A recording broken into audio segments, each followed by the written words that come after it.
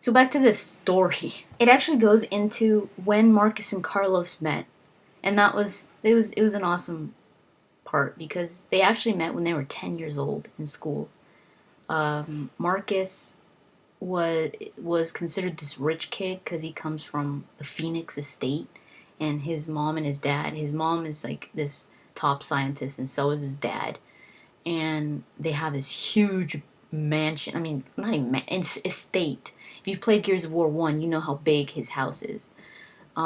So everybody, all the kids are like, "Oh, this guy's a rich kid," and they're picking on him. And Marcus is just like all quiet and like keeping to himself. And he actually talks pretty posh, which is really weird for me to imagine because Marcus is far from talking posh. But when he was a kid, that's how he talked because that's how his parents talked. So when Carlos and Marcus meet, Carlos immediately wanted to protect Marcus. Like, he didn't think it was fair that the kids were making fun of him and the kids were picking on him and stuff like that. So Carlos immediately stood up for him. So they become friends instantly. And Dom at this point is 8 years old, so he's like 2 years younger than Carlos. So they become really good friends, all of them. Marcus spends more time at the Santiago's household than his own household, because his household's like really dark and quiet, and he's the only child, and his parents are hardly ever there. They're not the affectionate type, so that's why Marcus is so like detached. But he feels more at home when he's at the Santiago's house. The dad, Eduardo, this is Dom and Carlos's dad. He was a gear, and almost like every Santiago has been a gear. So they all know that they're gonna be gears. Like Carlos is like, yeah, I'm gonna be a gear, totally. And Dom is like, probably me too. And then it goes into when they were like 13 years old, Marcus and Carlos. And this is where Dom is 11, and he meets Maria. He doesn't actually, it doesn't go into him meeting her, but he sees her. She just moved in, like in the next door, and he has a crush on her. So they met when they were very young. When Marcus was 13, this is when he gets a phone call from his dad saying that his mom disappeared. And Marcus is like, what do you mean she disappeared? Where is she? And Adam Phoenix doesn't tell him. He just doesn't want to tell him. And Marcus knows that his dad is hiding things from him. And he's like, he's not telling me everything. I know he knows where my mom is. And I know he knows why she left. But he doesn't tell him. So Marcus never forgets this. Like, he's always like really resentful that his dad never told him anything. And it's just hard for him to let that go. So he holds this in. This is like one of the major things that makes Marcus who Marcus is. How his dad always kept things from him. He just never talked to him. When Carlos and Marcus are 18, Carlos enlisted in the army before Marcus did. A little bit before. And then Marcus enlists shortly after. And this was like a big blow for Adam Phoenix, because he wanted Marcus to finish school. Like, he wanted him to study first and then maybe become an officer or something, or like a scientist like him. But Adam Phoenix was a gear before, but he always thought that scientists working for the COG were the ones that had the opportunity to end the war, because they were the ones that created things that affected the war. But Marcus was like, no, I want to be in the front line. And the dad was like, they never fought. They were just always like, well, are you sure? And Marcus is like, yeah. So he joins the army with Carlos.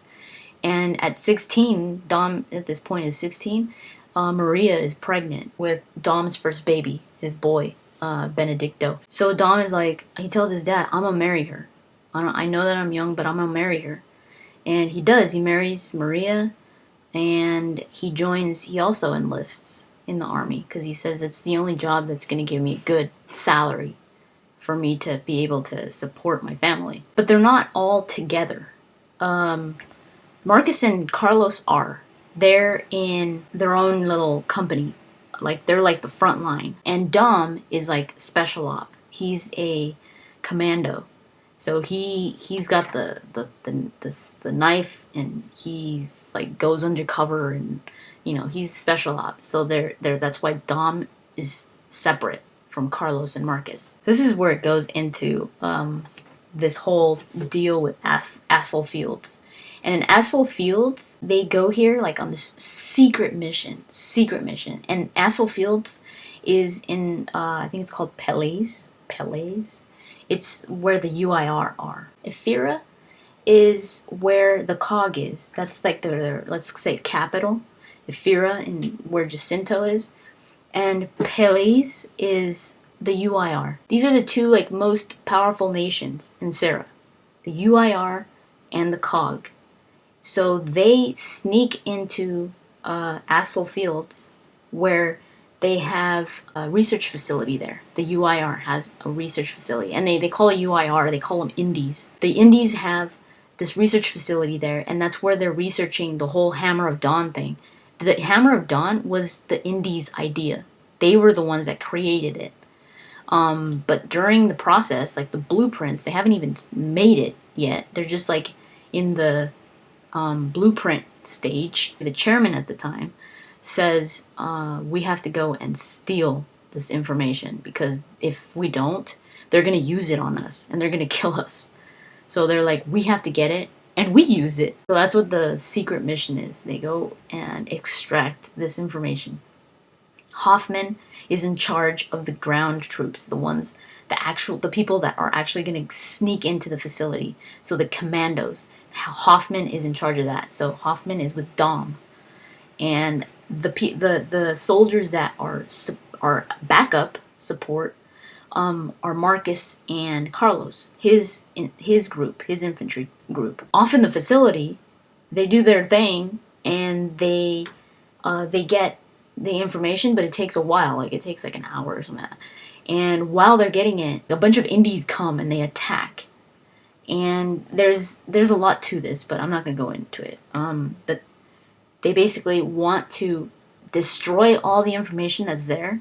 They take the information and then destroy it so that the Indies can't keep on working on the Hammer of Dawn. So now they lost everything, and they had the option to either kill the scientists, the main scientists, so that the scientists couldn't like remake it, or like say, oh, I kind of remember. They wanted to wipe out the scientists, and Hoffman was like, I can't kill innocent people just because they know something. I can't do it. So Hoffman is like, we'll just take them. So Hoffman was gonna kidnap the main scientists on the Hammer of Dawn and blow the facility up. But off in the bridge, like across the field, heading to the facility, is where Marcus and Helena Stroud, Carlos are, and Mataki. But a lot of Indies start coming, and they're just like, this is overwhelming. Like, this is too much. Anya Stroud, she's a kid. She's like younger, maybe like, she's like around Dom's age. So she's maybe like, at this point, she's probably, because Dom at this point is like 17 or 18. So it makes Marcus and Carlos like 20.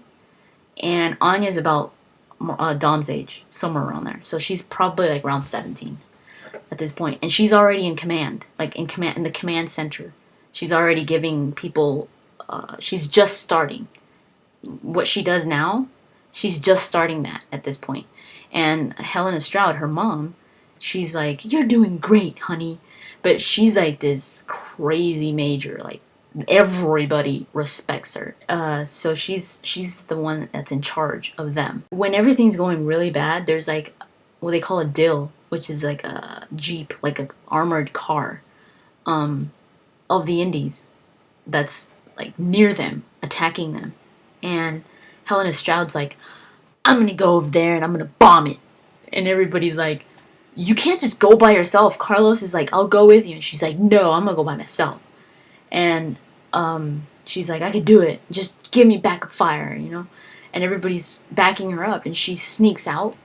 And she goes like sneaking up to the dill. And when she gets there, nobody's seeing her. The Indies don't see her. She all of a sudden jumps out, gets up on the dill, throws a grenade inside the dill, and when she jumps, and Carlos is watching this through binoculars, and he's like, oh my god. She throws the grenade inside, she jumps, and she's wearing like netting. I guess like army net. And the net gets caught on the dill. And she's hanging there. And she's like, crap. And Carlos is like, and she takes out the knife and cuts. But when she's falling, it explodes. It's this huge explosion. And she gets killed. And I was like, oh my god.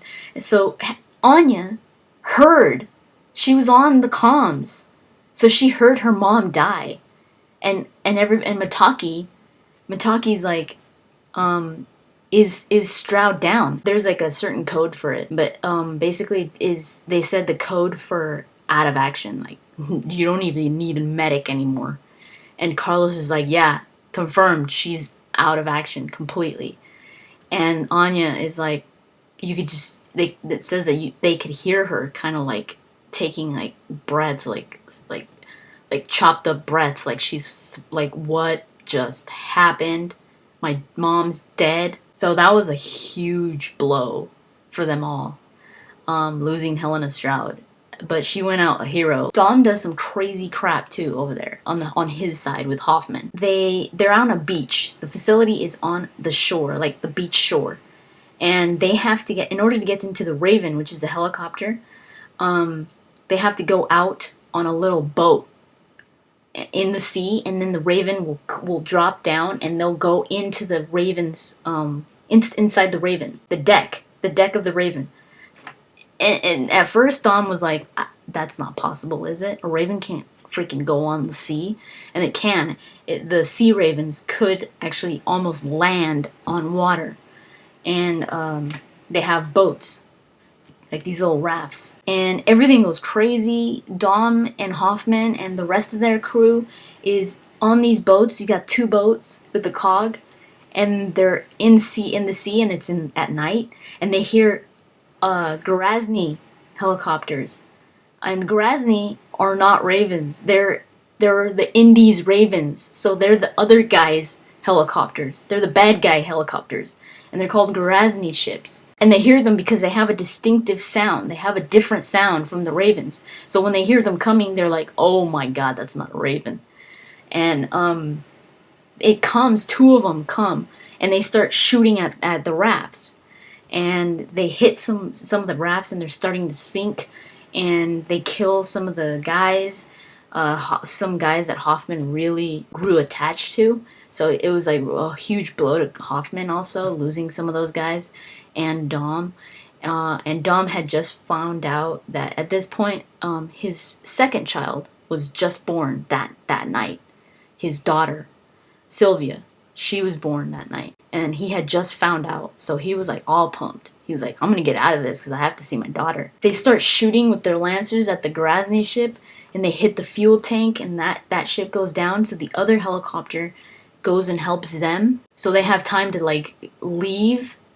Only 1 raft is left, the other one got destroyed.